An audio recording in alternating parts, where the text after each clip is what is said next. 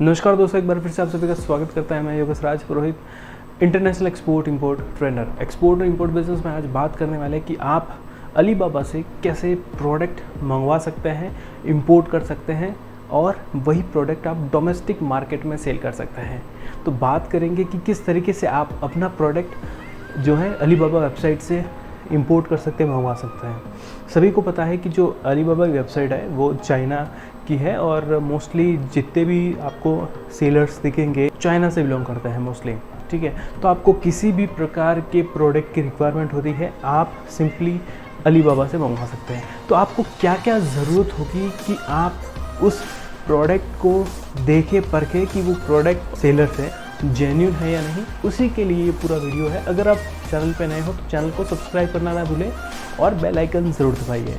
अब आप जब अलीबाबा से किसी भी सेलर या प्रोडक्ट के ऊपर कि आपको कौन सा प्रोडक्ट मंगवाना है, तो वहाँ पे आपको क्या चीज़ें ध्यान में रखनी है। सबसे पहले आप मैन्युफैक्चरर को पकड़े, ना कि मिडल मैन को। देखिए मोस्ट ऑफ जो अलीबाबा पे मिडल मैन जो है काफ़ी सारे बैठे हैं, तो आपको पहचानना पड़ेगा कि मिडल मैन कौन सा है और मैन्युफैक्चरर कौन सा है। तो आप पहचानोगे कैसे? सिंपल ही है, आप या तो व्हाट्सअप या फिर मेल के थ्रू जब आप दोनों में कोऑर्डिनेशन होगा, बातें होगी, तो आप सिंपल सा पूछ सकते हैं उनसे, डायरेक्ट क्वेश्चन कीजिए कि क्या आप मिडल मैन है या फिर एक मैन्युफैक्चरर है। अगर कोई भी चीज़ आपको मंगवानी है तो आपको अपनी प्रोडक्ट की समझ या फिर उसकी पूरी जानकारी होना ज़रूरी है। आप उनसे बोलिए कि आप कौन हो, मिडल मैन हो या मैन्युफैक्चरर हो। तो मोस्टली अगर मैन्युफैक्चरर है तो आप उनसे प्रोडक्ट खरीद सकते हैं, लेकिन अगर मिडल मैन हो तो कभी भी मिडल मैन से प्रोडक्ट मत खरीदिए, क्योंकि वो आपको प्रॉपर रेट दे ही नहीं सकता, ठीक है। क्योंकि सबसे पहले या वो जिससे खरीदेगा तो उसका कमीशन होगा, वो आपको बेचेगा तो कमीशन होगा, तो उससे रेट बढ़ने का चांसेस होता है। आपको प्रॉपर जो रेट है वो नहीं मिल पाएगा। तो ये पहली बात ध्यान रखनी है। उनसे पूछिए कि आपका प्रोडक्ट कैसा है, उसकी क्वालिटी के बारे में उनसे बताइए, डिटेल में बात करिए। उसके बाद में अगर आपको लगे, जेन्युइन लगे, आपको सैंपल ज़रूर मंगवाना है। देखिए कोई भी सैंपल, अगर छोटा मोटा प्रोडक्ट आप इंपोर्ट करवाने वाले हो तो 30 या 35 डॉलर तक की उसकी प्रोडक्ट की कॉस्ट होगी, प्लस आप जब शिपिंग करेगा तो शिपिंग चार्जेस जो लगेंगे वो डेफिनेटली आपको देने पड़ेंगे। तो सबसे पहले कुछ भी प्रोडक्ट आप इंपोर्ट करने से पहले उसका सैंपल ज़रूर मंगवाइए। उससे क्या पता लगेगा कि वो प्रोडक्ट की क्वालिटी कैसी है, किस प्रकार से वो बना है, तो वो सारी चीज़ें उस एक सैंपल से ज़रूर मालूम पड़ेगी आपको।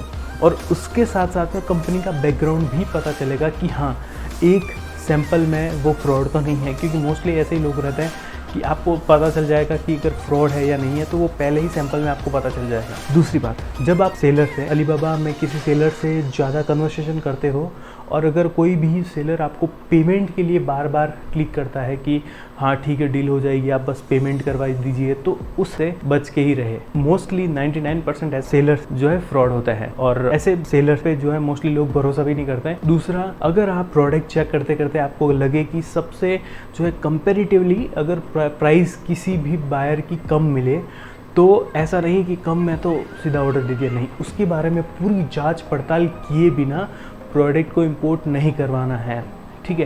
पहले उनसे बात करिए कि ये प्रोडक्ट, उसकी कंपनी की पूरी डिटेल लीजिए, क्या काम करता है, कैसे काम करता है, या फिर आप नॉर्मली जेन्युइनली आप पूछिए उनसे, फैक्ट्री विजिट करवा दीजिए, कंपनी का नाम कहाँ पे जो है, उसका लोकेशन कहाँ पे है, तो वो सारी चीज़ें आप जेन्युइनली पूछ सकते हैं। उससे क्या होगा, एक कन्वर्सेशन करने में बॉन्डिंग बिल्ड होती है दोनों के बीच में, सेलर और इम्पोर्टर के बीच में, वो सबसे महत्वपूर्ण होती है, इंपॉर्टेंट होती है। तो वो आप क्रिएट कीजिए। फिर उसके बाद में आपको जेन्युइनली कुछ लगे कि हाँ मुझे इससे डील करनी है या फिर ये जेन्युइन लग रहा है, ठीक है, कोई इशू नहीं, हो सकता है, तो आप कॉल पे बात करिए, उनसे अच्छे से कन्वर्सेशन करिए। और अगर हो सके तो एक बार जूम पे उनसे जो है वर्चुअली जो है आप 1 to 1 करके बात कर सकते हैं, ठीक है। जूम मीटिंग करते हैं वैसे आप वीडियो कॉल पे बात कर सकते हैं। उससे क्या होगा कि आपको कॉन्फिडेंस आएगा उस चीज़ के ऊपर कि हाँ नहीं मैंने बात करी है। आप वीडियो कॉल पे बात करोगे तो आप, जैसे मैंने पहले बोला कि आप फैक्ट्री विज़िट उनको बोलो कि एक बार छोटा सा आप एक बार फैक्ट्री विज़िट करवा दीजिए, क्या है कैसे काम होता है। तो उससे क्या होता है कि आपको कॉन्फिडेंस आएगा कि हाँ जेन्युइन है बायर, और उसके साथ जो है डील कर सकते हैं। फिर अगली बात आती है कि कोई भी प्रोडक्ट आपको अलीबाबा पे पसंद आ जाता है तो आप उसी प्रोडक्ट की कंपेरेटिवली जो है अलग बायर को भी देखो, ठीक है। 4-5 बायर को एक साथ में आप डीएम कर सकते हो, उनको मेल कर सकते हो, ठीक है।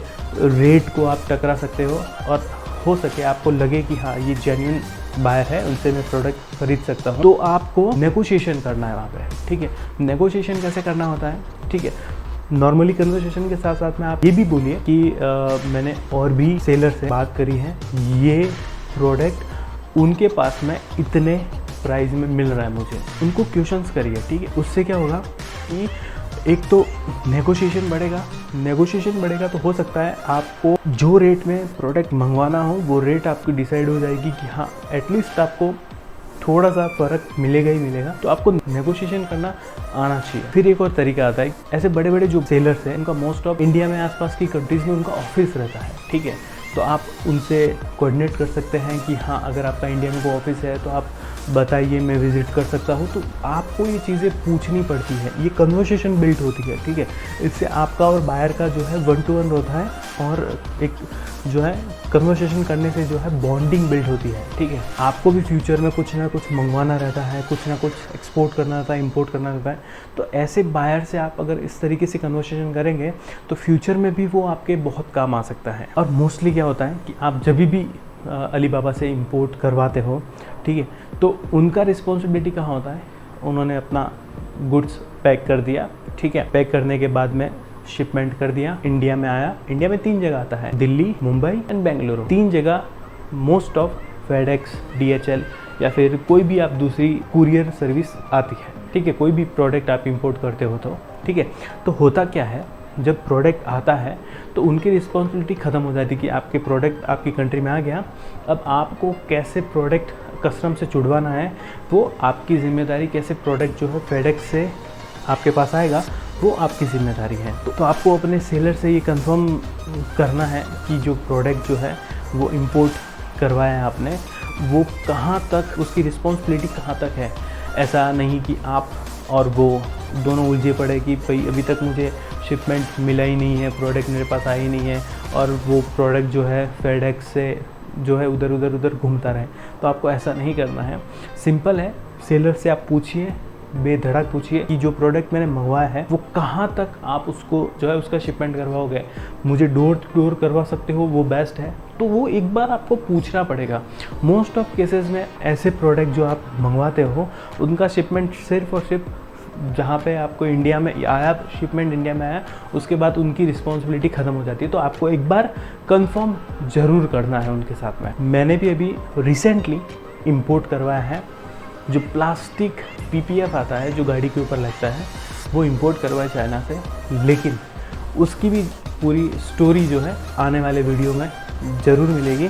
तो इसीलिए एक बार अलीबाबा से क्या प्रोसेस होता है एक बार समझ में आ जाए, आपको समझ में आ जाएगा, तो क्या नेक्स्ट वीडियो जब मैं बनाऊंगा ना तो आपको क्लिक होगा कि हर कोई भी व्यक्ति क्या क्या गलती कर सकता है। इसलिए ये पहले वीडियो आप अच्छे से देख लो, उसके बाद में जब नेक्स्ट वीडियो आएगा तो उसमें आपको पूरी जानकारी दे दी जाएगी कि हाँ क्या क्या गलती हो सकती है। अभी क्या होता है कि अगर कुछ भी प्रोडक्ट आप चाइना से इंपोर्ट करवाते हो तो अगर उस प्रोडक्ट को आपको रीसेल करना है, ठीक है, तो उसके ऊपर ड्यूटी लगेगी, ठीक है। या फिर आपको वो प्रोडक्ट खुद के लिए कि हाँ मैंने 1-2 प्रोडक्ट मंगवाया, मैंने सेल्फ यूज़ के लिए प्रोडक्ट मंगवाया है, तो उसके लिए आपको ड्यूटी देने की कोई ज़रूरत नहीं है, बशर्ते आपको डिक्लेरेशन देना ज़रूरी है। क्या होता है मोस्टली बहुत सारे केसेस में क्या होता है, इंपोर्ट करवा दिया गुड्स, उसके बाद में मोस्ट ऑफ फेडेक्स लोग ट्रस्ट करता है, DHL हो गया, मोस्ट फेडेक्स की सर्विस थोड़ी फास्ट है। फेडेक्स से जो भी प्रोडक्ट आपने मंगवाया है वो आया है, उसके बाद में क्या होता है कि जैसे ही आता है ना प्रोडक्ट, तो फेडेक्स वाले बोल देते हैं कि आपका प्रोडक्ट आ गया है,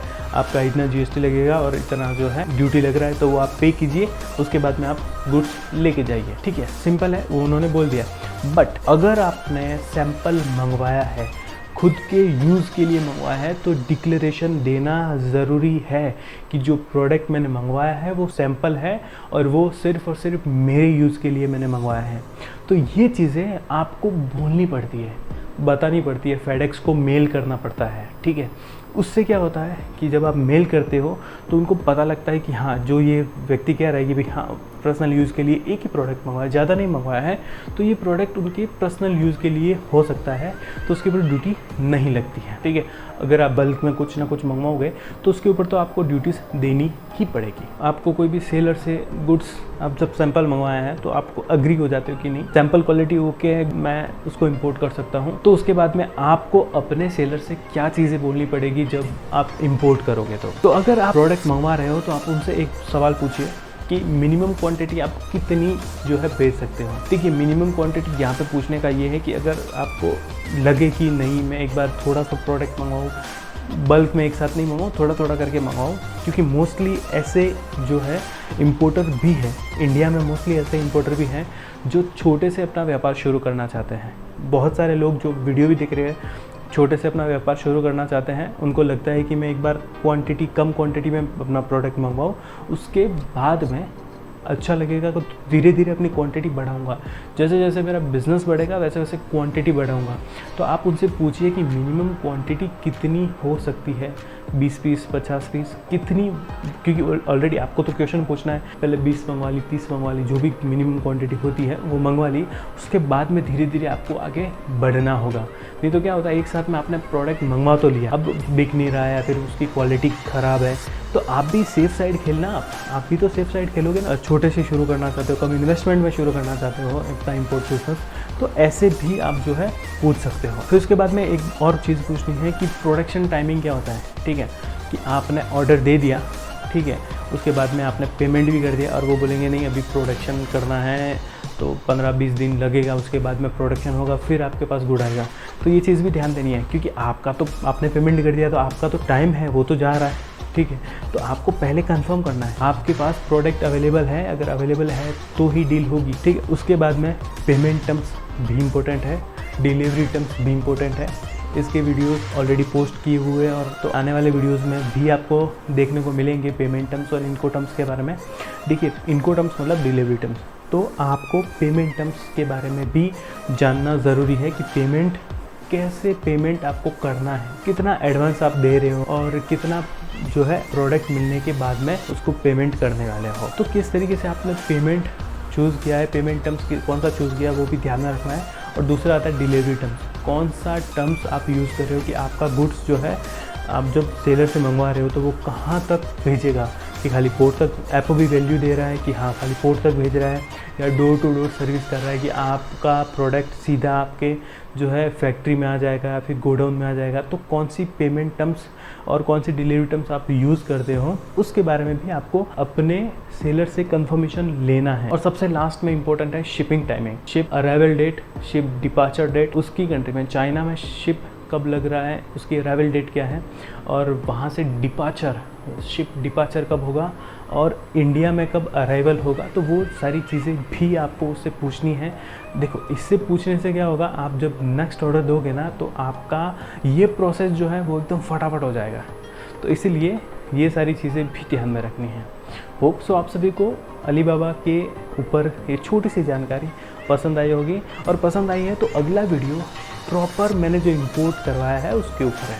तो अगला वीडियो देखने के लिए चैनल को सब्सक्राइब करें और बेल आइकन दबा दीजिए, आपको नोटिफिकेशन आ जाएगा। मिलते हैं अगली वीडियो में, टिल देन जय हिंद जय भारत।